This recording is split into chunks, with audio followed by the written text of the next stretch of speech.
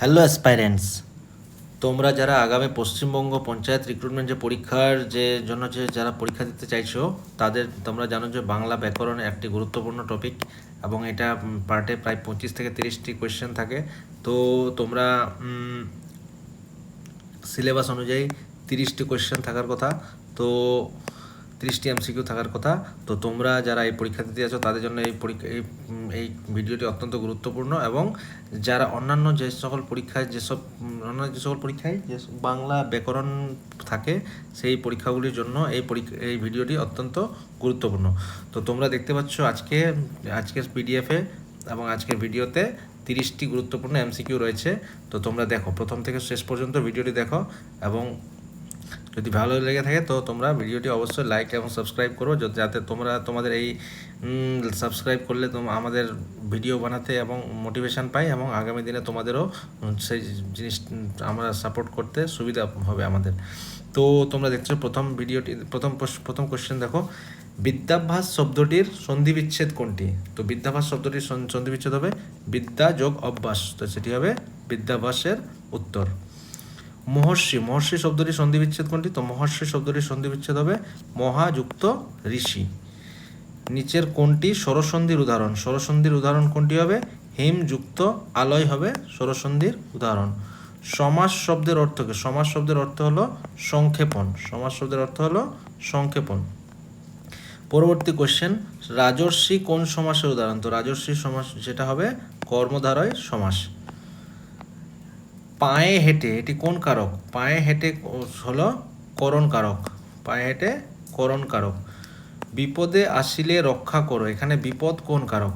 তো বিপদ হবে এখানে অপাদান কারক।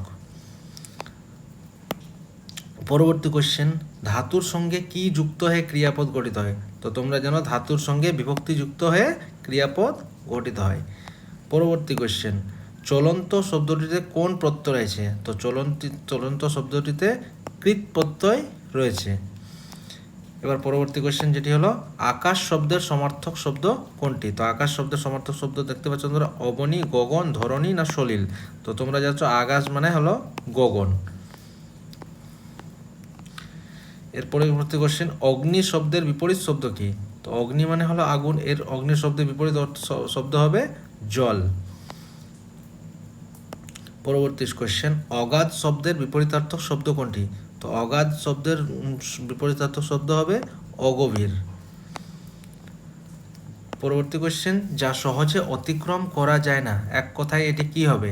তো যেটি অতিক্রম করা যায় না সেটি হলো দূরতিক্রম্য।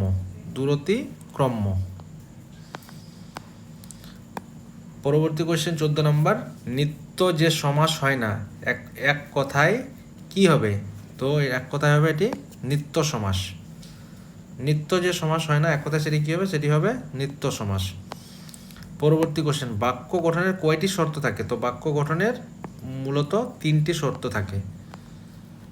পরবর্তী কোশ্চেন 16 নম্বর, বৃষ্টি পড়ছে, এটি কি ধরনের বাক্য? বৃষ্টি পড়ছে এটি হলো সরল বাক্য। 17 নম্বর, ও কি ধরনের অব্যয়? ও তোমরা জানো ও কি ধরনের অব্যয়? ও হলো একটি সংযোজক অব্যয়। ও এবং এসব হলো সংযোজক অব্যয়, কিন্তু এসব হলো সংযোজক অব্যয়। তারপর পরবর্তী কোশ্চেন,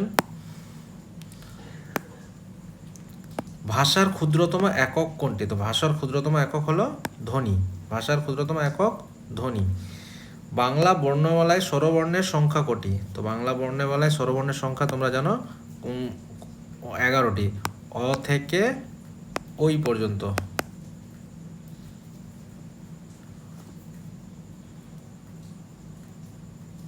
সরি, একটা ভুল বললাম, অ থেকে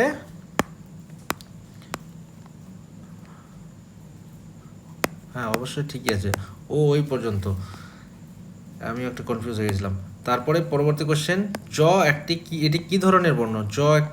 জ হবে অন্তস্থ বর্ণ। অন্তস্থ বর্ণ হবে জ।